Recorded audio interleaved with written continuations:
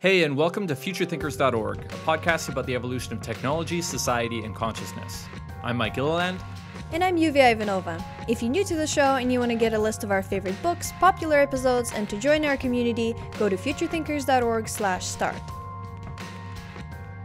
Hey, so today we want to talk about the digital nomad lifestyle and how it relates to the tribal nomads that humans existed as for thousands and thousands of years before we invented agriculture. Cool. So I wanted to prompt you to maybe start with your own experience of how being a nomad changed your life and your perspective. Okay. Well, for me, it became apparent when I was living in Vancouver, one of the more expensive cities in North America, that working my day job and trying to make my business grow was going to be extremely difficult, if not impossible, with all of the demands of such a high expense city. And I was looking for all the other alternatives. And I picked up this book called The 4-Hour Workweek. And it really inspired me to what was possible and how you could leverage other types of things in your life, like location, where you hire, the type of work that you look for, to increase your time freedom, your location freedom, and your financial freedom. And so this book really inspired me, and I ended up reading it quite a number of times, listened to it on audio form as well.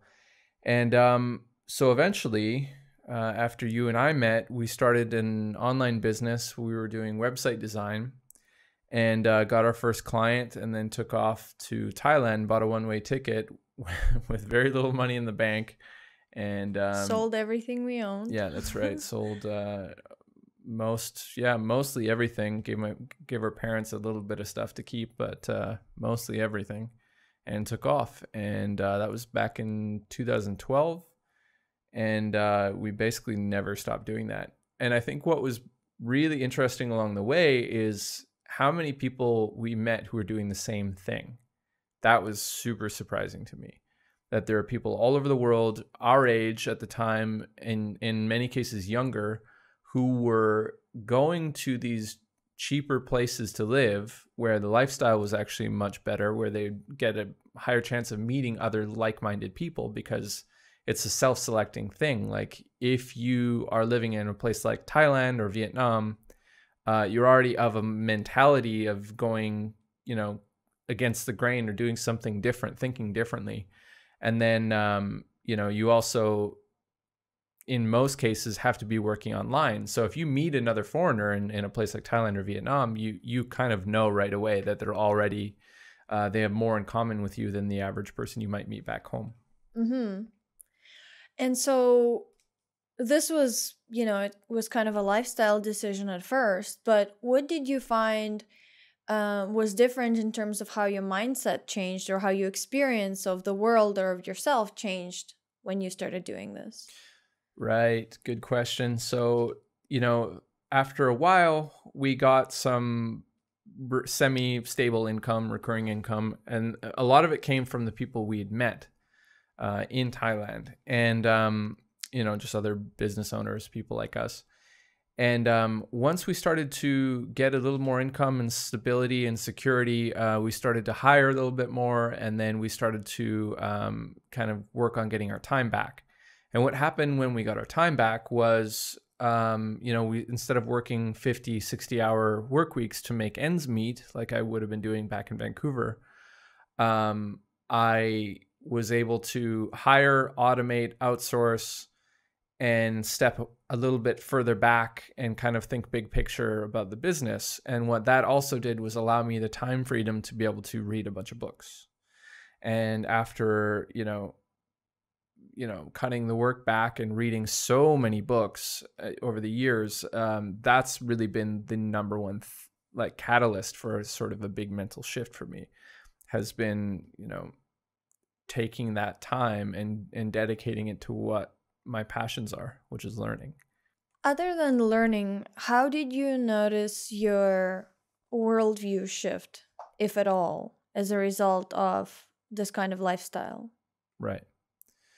Well, I noticed a very distinct difference between the East and West, the ways of thinking. Looking back into the US and in Canada, I kind of had a different view about the way things worked, because I'd basically escaped what I had thought and other people had thought were just status quo, the way life is, the way life has to be. And, living outside of that and really, living outside of it, not just vacationing, not just visiting a place, but really, your day-to-day for years is a different, very foreign kind of experience. And you get used to the foreign. And then when you look back at home, it's home that is foreign suddenly. And so looking back at the West and the way people assumed certain things about the world and kind of had this self-centric, country-centric, like they're within their own borders, they tend to act as if the whole world is like that. And one thing I really started paying a lot more attention to was the fact that the problems that people think they have and that are important on a global scale are really not very important. I mean, when you see people on a daily basis who have nowhere near the luxuries that we do in the West, not just in terms of material things or wealth or ability to have a nice place and get the kind of food that you want, but just rights and freedoms, ability to choose, having a good passport, a passport that allows you to travel. Like all of these things we in the West take for granted, and we kind of assume it's like that the rest all over the world, and it's really not. And so when I look back at the West, I think like there's a lot of babies and complainers. That's really what woke me up.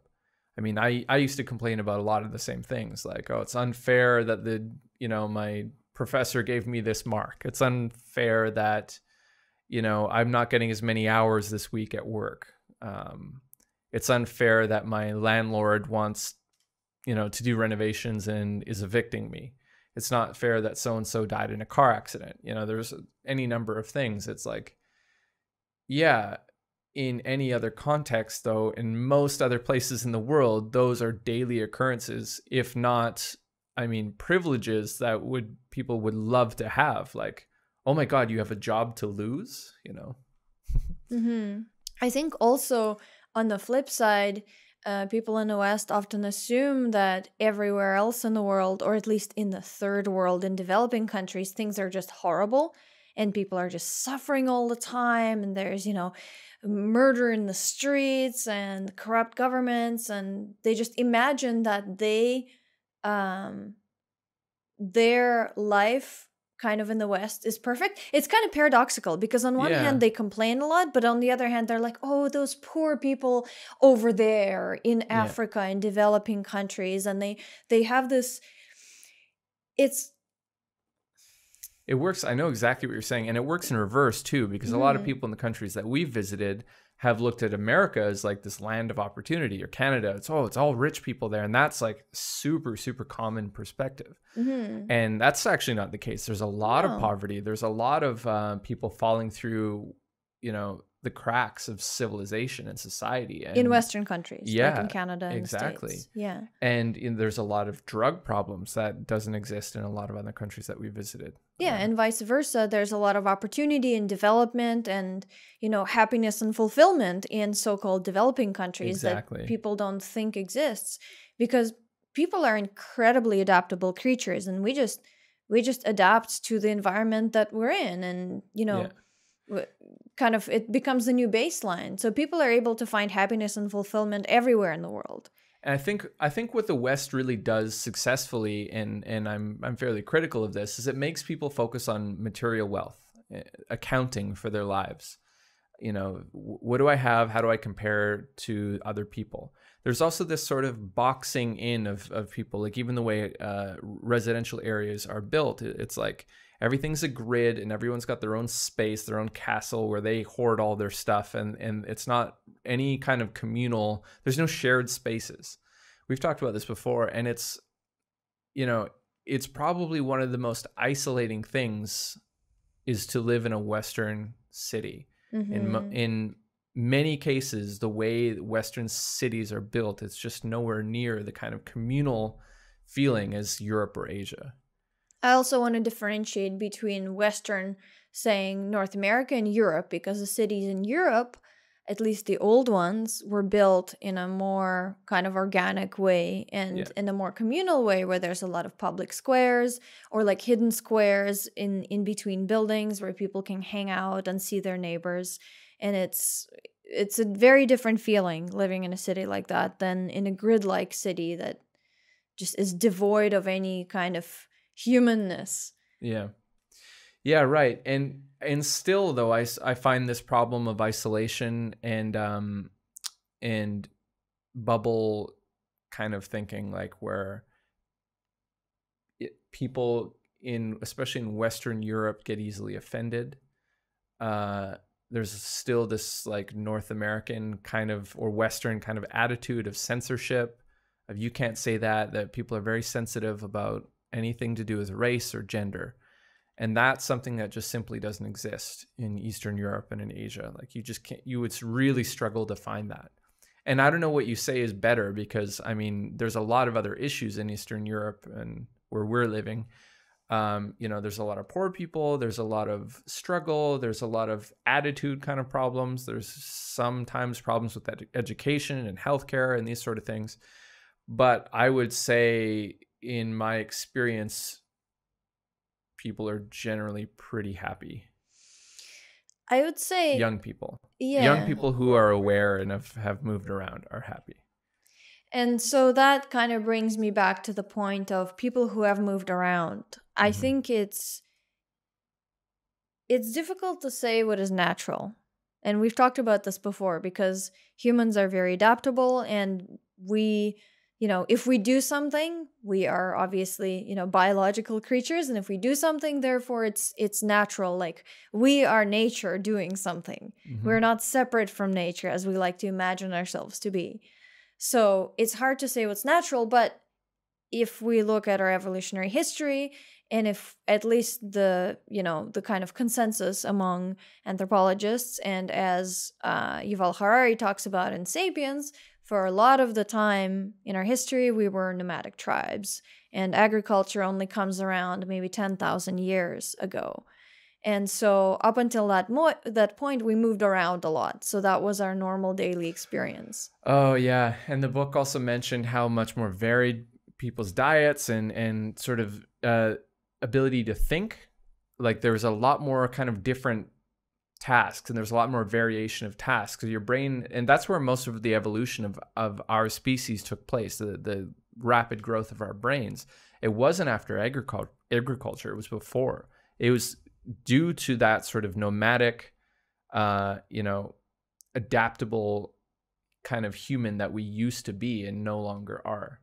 Yeah, there's actually some evidence that shows that our brains have shrunk. Yep, Since I believe the that. invention of agriculture, and it's a very unsavory thing that people don't like to think about. Yeah, I believe that. And so, you know, back to the nomadism thing, I think since we sort of became nomadic, personally, you and I. Yeah, the variation in our lives is just insane. There's just so much more challenge and opportunity and more interesting things to see, and every day is this like new kind of, well, it depends on how long you stay in a place. Like Bulgaria is not feeling too new at the moment, but you know what I mean? Like, we're definitely itching for a new adventure. Yeah, but like I would say the variation is what keeps you on your toes. Like the novelty and variation in your life is what keeps you adapting and keeps your brain working. And you know, when you get stagnant in a single place, that's when everything seems to atrophy and feel worse, you know. Yeah. And I think it's really easy also to get into kind of habitual ways of thinking. Yeah. Where you're not thinking outside of the box because everything is safe and familiar. And so you don't need to exercise that creative muscle anymore, and so you don't, or you start exercising it in kind of more abstract ways that don't really mean anything, like just, you know, weird art or you know, not that there's anything wrong with that. I think that's perfectly normal expression of human creativity, but you know, if like your whole life could be a creative exercise and, you know, challenging and interesting and fluid and all of it. Mm-hmm. There's a lot of other things that I think make me extremely excited for the future when it comes to nomadism and the potential for people to be nomadic. I mean, more and more work is kind of moving online. There's more of a, I would say, a very, very early stage movement towards being able to pick the state that you pay your taxes in, that you know, get your healthcare from. There's a lot of more optionality and a lot more, I would say, in the future, it'd probably be a lot more competition between services of countries, you know, like, because they want to attract intelligent people who bring value to the country. So they have to do certain things and they have to really double down on what they're doing well. For example, like there's a reason we're in Bulgaria, right? Like the food is great. The people are interesting and different. And the walkability of the city that we live in is awesome. It's one of the biggest walking streets in Europe. Nature is just mind-blowing. Yeah. And the tax rate is low. Yeah. And then there's a lot of economic reasons to be here as well. The cost of living is very low. You know, you spend $5 at a dinner out. You know, at a it's restaurant. like nothing. Yeah. At a fancy dinner too. Yeah. So there's a lot of economic reasons to be here.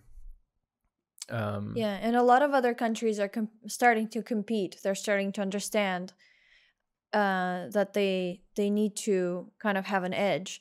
And I mean, states have done this for a long time. It's not a new thing. Like, you know, Switzerland obviously positioned itself as the banking destination a long time ago. And before that, states would attract people for different reasons. And now, you know, Singapore has some very attractive benefits for people wanting to start a business there, and they're attracting a lot of intellectuals as well. So I think that will increase even more in the future, and the city-state will become a more attractive option for people rather than countries, because countries are big and clunky and not very agile. And they can't adapt to change very quickly, but our world is changing very, very quickly. Yeah. So the smaller entities might become... They really prove themselves not to get it either. I mean, remember when that visa thing kicked in Thailand, when there were so many entrepreneurs from Western countries hanging out in Chiang Mai, and all of a sudden, and this happened while we were there, one of the big co-working spaces got raided by the police because they had the understanding that people were there illegally, siphoning money somehow out of the economy and basically just like living like kings and stealing from the locals, instead of realizing that like how much value is actually being siphoned into the country. Most of us don't have clients or customers in the country, in Thailand. You know, all of our income comes from external places. And we hire locally sometimes, and quite a few actually do hire locally. We want our lifestyle to improve locally. So if there's services that we know of back home that aren't present, then we help locals to kind of start those new businesses. And then, I mean, there's so many examples of that in Thailand. And people spend a lot of money, a lot more than locals. So they actually bring money into the economy. So they're siphoning money from their country into the country they live in.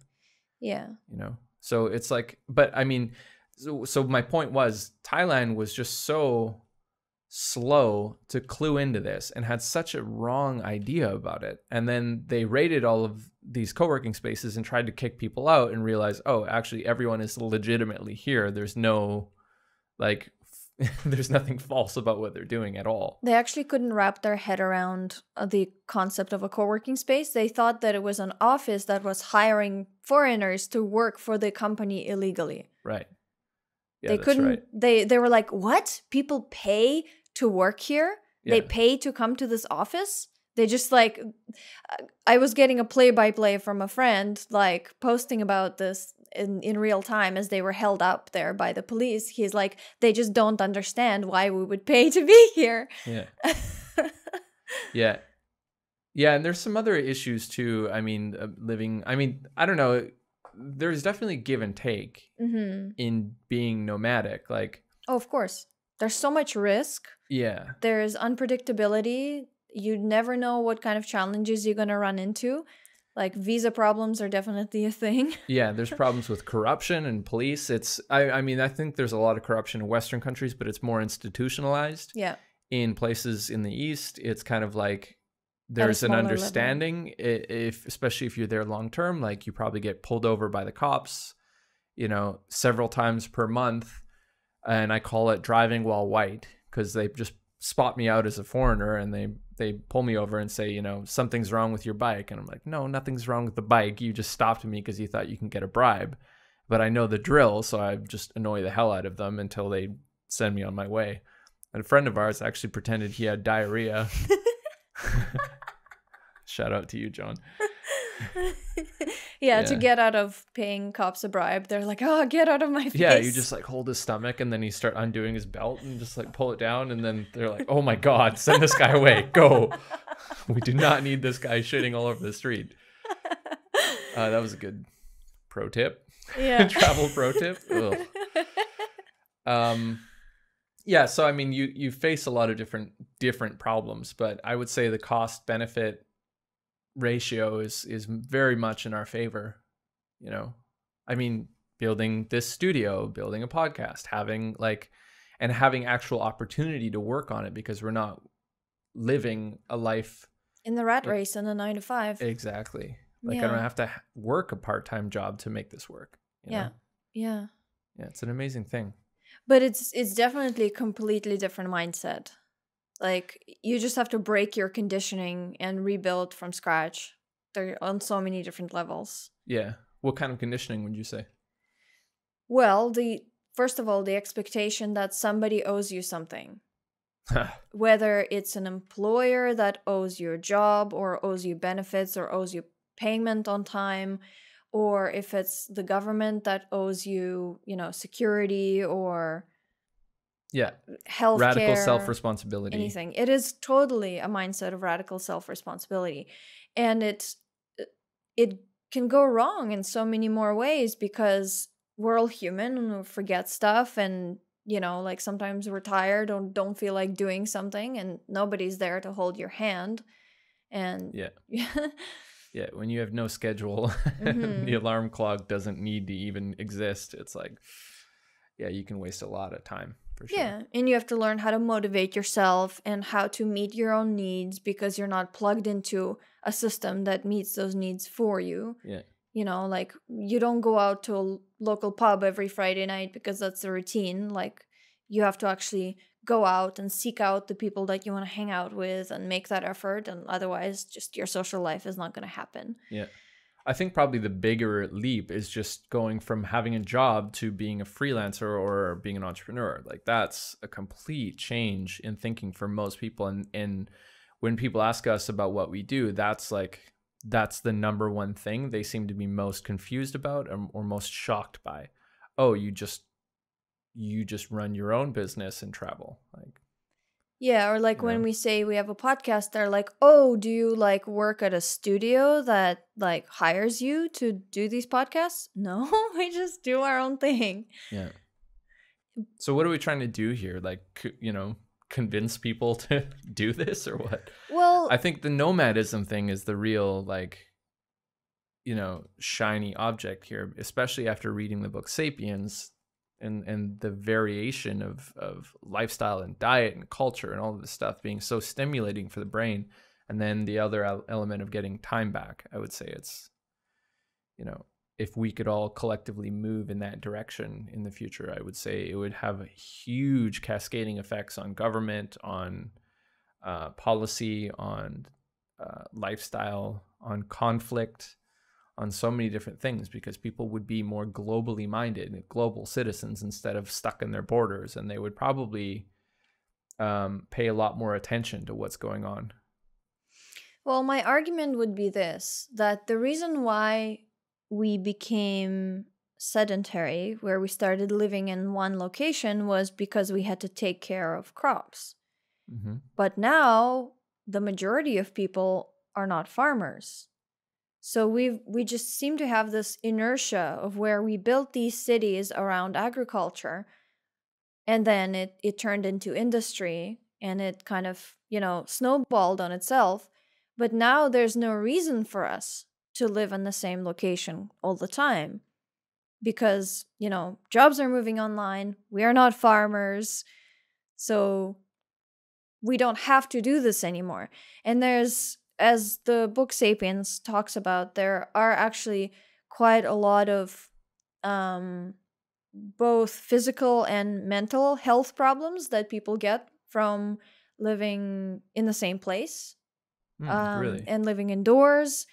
And well, first of all, living indoors all the time, spending all your time sitting is horrible for your back. It's bad for your eyes. It's bad for your breathing. Like, it's bad for your skin. There are just so many health problems from living indoors. And then, of course, there's the kind of food that we eat because of our lifestyle, where we don't get variety. We get food. You got to specify who you mean by we here. Yeah, fair enough. Like, not us. Yeah. Basically. Yeah, right.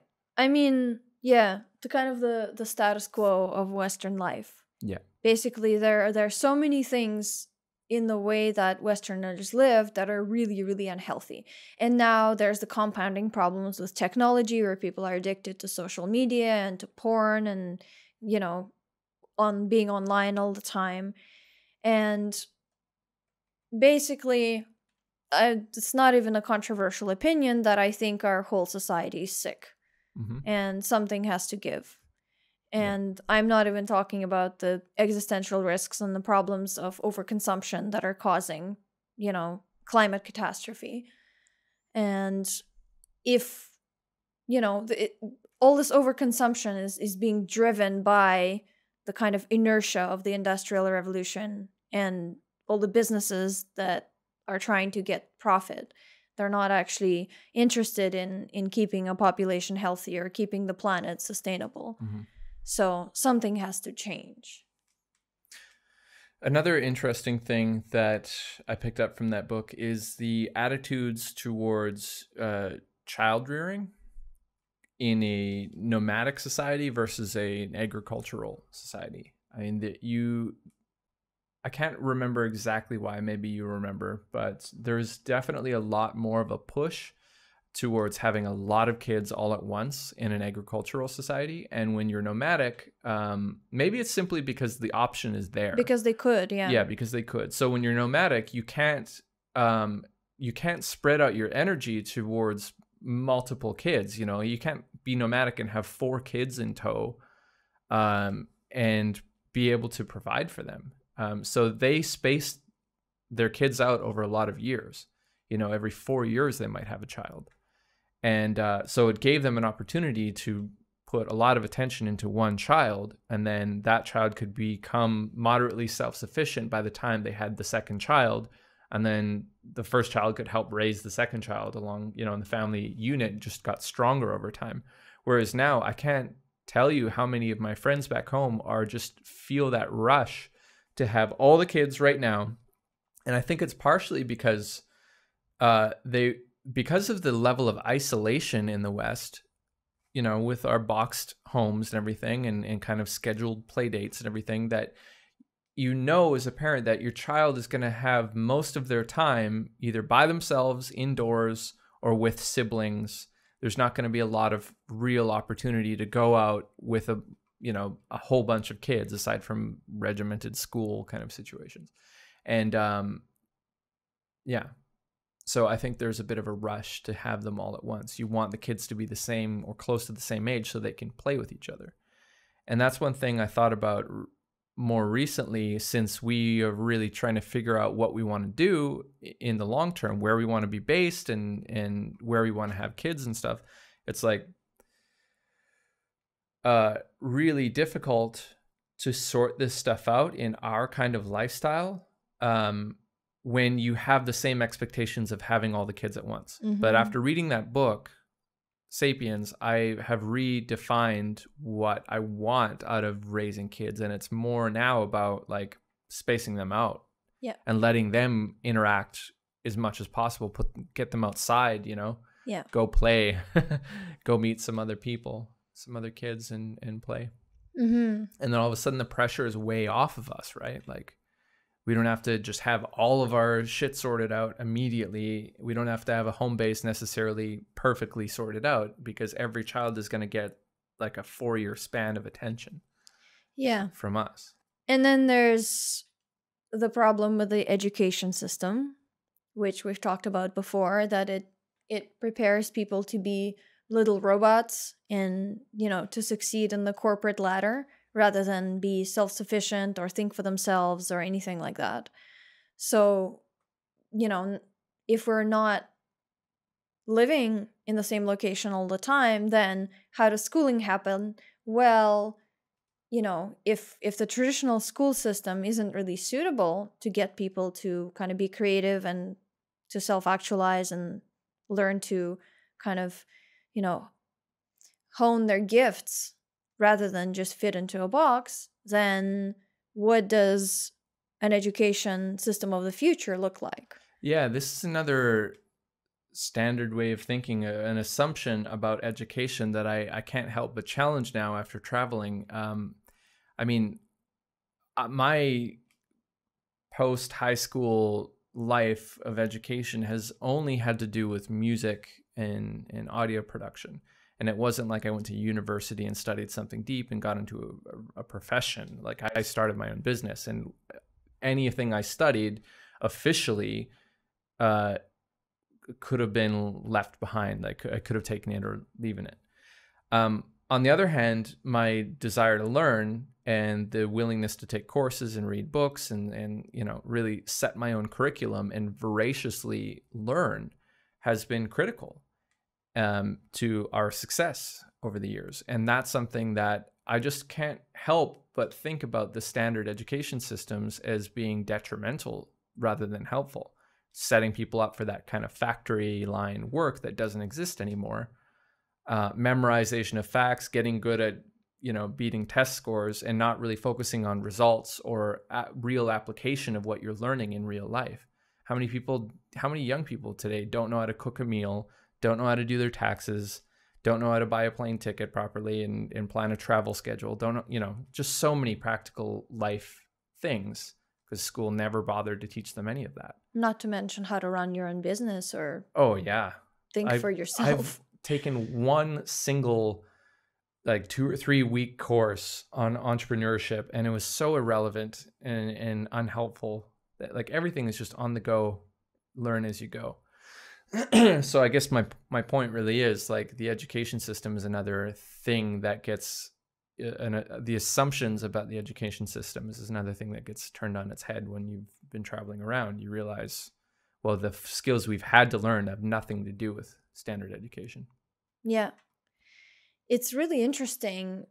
I've been thinking about this, how long-term travel, being a digital nomad, is kind of a form of initiation.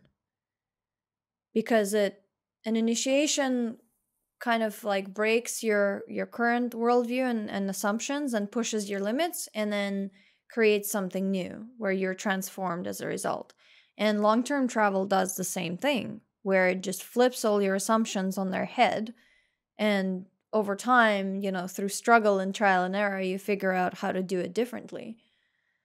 But it's definitely an initiation type experience. Yeah.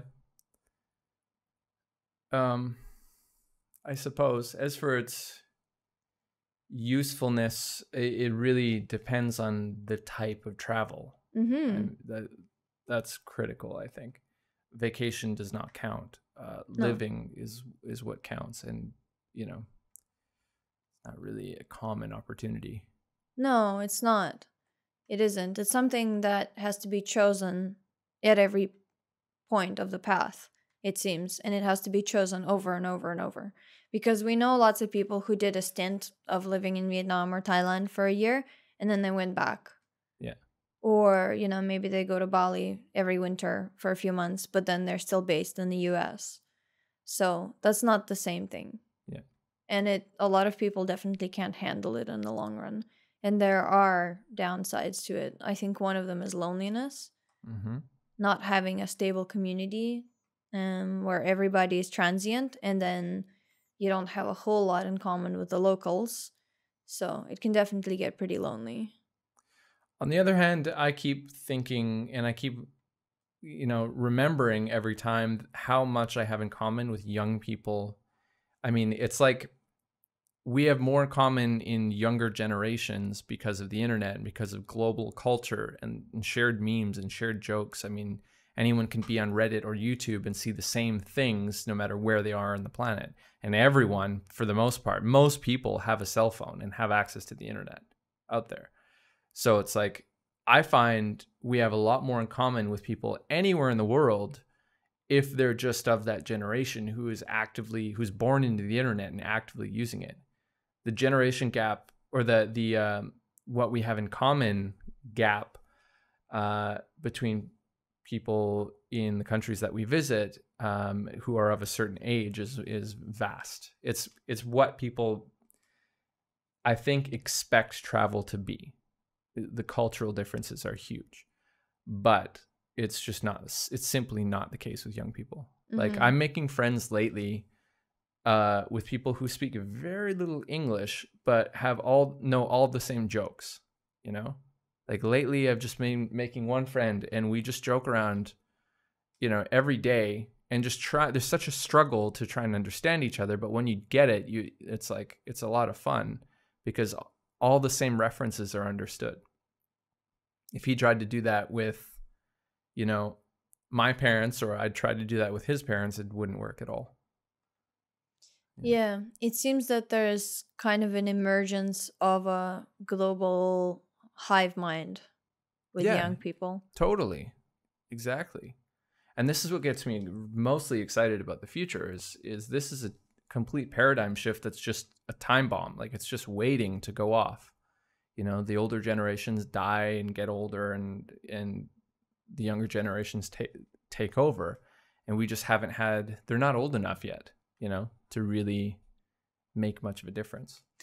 Or I would say that it's partially that the older generation has still quite a stronghold on the power structures, and because they own a lot of those structures. And the young generation, I do think they have a lot of power, but they just don't realize it yet. Yeah. Because who controls the narrative controls the power a lot of the time. Yeah, but I mean, no one controls narrative anymore. That's the funny thing. Like, do you think people who are spending, like, what kind of media do young people consume the most of? They're not on TV. They're not on CNN. They're not on BBC. They're not on Fox News. They're on YouTube. They're on Reddit. They're on Twitch, Like, they're getting their information from much more varied sources. Although they do have the possibility of creating echo chambers, but it's nothing like what happens in broadcast media. But the old power structures do have their tentacles in the new media formats, for sure. With all the fake news and the Twitter bots and, the Facebook viral articles that are obviously propaganda. Yeah. So it's getting infiltrated, and it's getting very, very difficult to understand what is true and what isn't. I don't think we've reached a technological singularity yet, but I do think we're living through a social singularity right now because nobody really understands what's going on. Right. Yeah, it's very true. I think we should probably wrap it up here. Anything else you wanted to say? I think my main interest in talking about this was just to present a different version of reality or a different narrative that we have been living that exists. Not to say that it's better or perfect or without its challenges, But I remember before I became a digital nomad, I didn't realize that this kind of thing was possible. And then only by reading the 4 Hour Work Week did I realize that, oh, actually, there are other people doing it. Mm-hmm. So I can't really say enough about what has happened from the time freedom that has come with this and the ability to just reflect. Mm-hmm. That's been the most critical thing. And if you can just figure out a way to get a little bit of your time back and then be taken out of your cultural context, family, friends, the environment that you're in, and exist somewhere else and study something important to you, that's where all of this really takes off. That's where all of this is most interesting. And I mean, you don't have to do what we do necessarily to get that. You could get that locally. You don't necessarily have to travel. But I'm just saying, to me, the most valuable thing has been the time to reflect. That's number one. And if I could give anything to everyone else, to anyone listening to this, that would be the thing. Not necessarily the variation of culture and, the plane tickets and whatever. It would be figure out how to get some time away from your normal life, extended amount of time, and, take some courses, read some audiobook, or read some ebooks and audiobooks. Yeah. I would say that for me, the 2 most valuable things have been flipping what I thought was the status quo on its head. And it happened when I moved from Russia to Canada, but then it happened again when we left Canada to be digital nomads. And how it's not just one thing, because when one kind of narrative or status quo aspect of your life gets flipped on its head, it makes you reflect on everything else. You're like, oh, what other things am I assuming are true that aren't? And it just makes you think about everything in your life. And then you start noticing it everywhere, that there's just all these assumptions that people are operating on that are just fairy tales. Mm-hmm. They don't exist. So that's the first thing. The second thing is learning to live with uncertainty. Oh, and this is actually a hugely important skill that I think is going to be really important going forward into the future, because the world is changing so fast and nobody really understands what's going on, that I think being comfortable with uncertainty and being able to function in it is going to be a really, really important skill going forward. Mm-hmm. Yeah, I agree. I take for granted how scared people are and how kind of normalized this has become for us, but how, the risk-taking behavior that has been required to do any of this stuff has probably been a lot higher than average. I don't know really what to say about that. It's so normalized now. Like, there's very little. I think one thing you realize, like, there are definitely downsides, but things are never as bad as you think they're going to be. And with uncertainty, it doesn't mean, everything will fail and collapse and be the worst it could possibly be. Like, the worst outcome is you can steer, whether or not something is going to work perfectly, you can still steer it along the way. So, trusting it a bit in your willingness and ability to adapt and do what is necessary and fix problems as they pop up and, move to where you want to go. That's relying on yourself to do that has been such a fulfilling and growth kind of activity for me that there's no going back. Like, there's nothing that could possibly entice me to go back. Yeah. Cool. Awesome. It's been fun. All right. See you. This episode is brought to you by Qualia, a nootropic supplement that helps support mental performance and mood. To get 10% off, use the code FUTURE at checkout. And to learn more about neurohacking, visit futurethinkers.org/neuro. Thanks for tuning in to Future Thinkers. For all the books, resources, and mentions from this episode, go to futurethinkers.org/68. Don't forget to subscribe and hit the bell icon to get notified of new videos. You can also follow us on social media to stay connected. If you'd like to get a t-shirt like the new Make America Think Again, go to futurethinkers.org/store.